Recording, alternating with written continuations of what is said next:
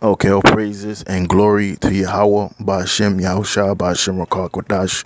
Double honors to the elders, apostle, great millstone, and also Shalom to Akim, sincerely pushing the name of Yahweh, Ba'ashem, Yahushua. My name is Lamadia, and this video will be entitled, Learn How to Be Invisible. So, what does that mean? To be invisible. To be invisible, meaning when you're around people at your workplace or even around family or whatever you may be, when you're outside of camp, or when you not with the brotherhood, you don't always have to express what you're thinking or express how you feel or your views about things. You got to learn how not to be read, you know. So yeah, that's what you have to learn how to do, to not be read, because when people can't read you, people can't figure you out, you know. Because if you go on the job site and you start, talk about your belief, and you start telling them, breaking down the scriptures and the white man, the devil, whatever the case may be, what you think is going to happen? Eventually, you're going to lose your job, or you're going to create a setting where it's going to be uncomfortable for you to go to work every day. So you got to know when to speak the truth or speak the scriptures and not speak the scriptures, because there's a time and place for everything. The time and place to speak the scriptures when we go to camp or do shows, and when you're at work, you're a whole different person. Okay, so this here is the book of Matthew 10 and 16. Shalakia.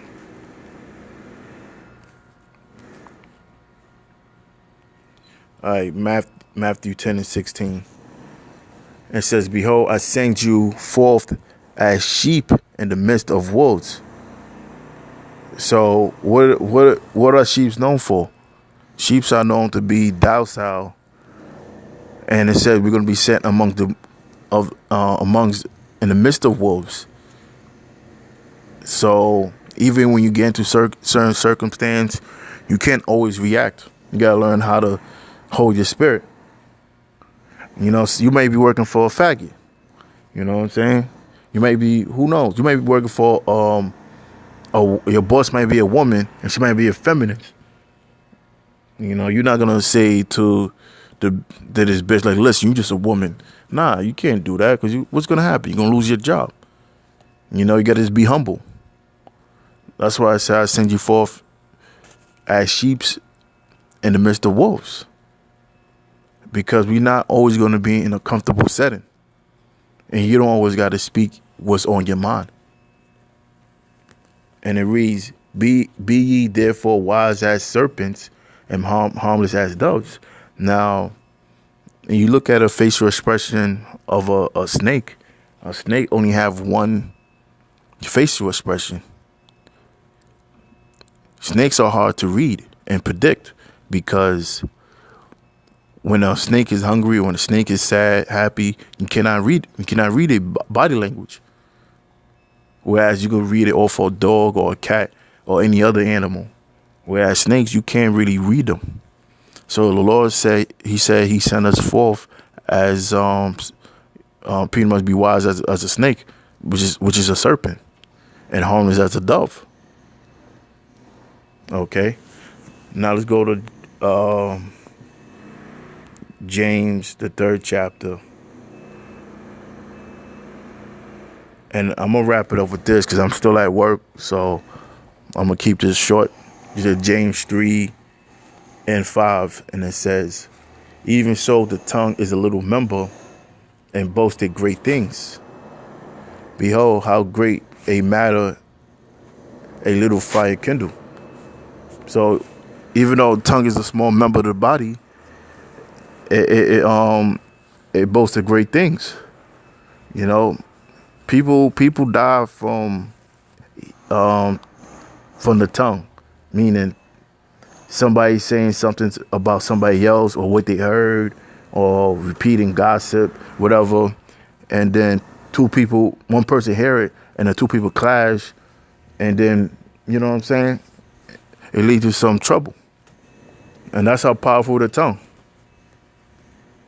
And it says, "Behold, how great a matter a little fire kindle."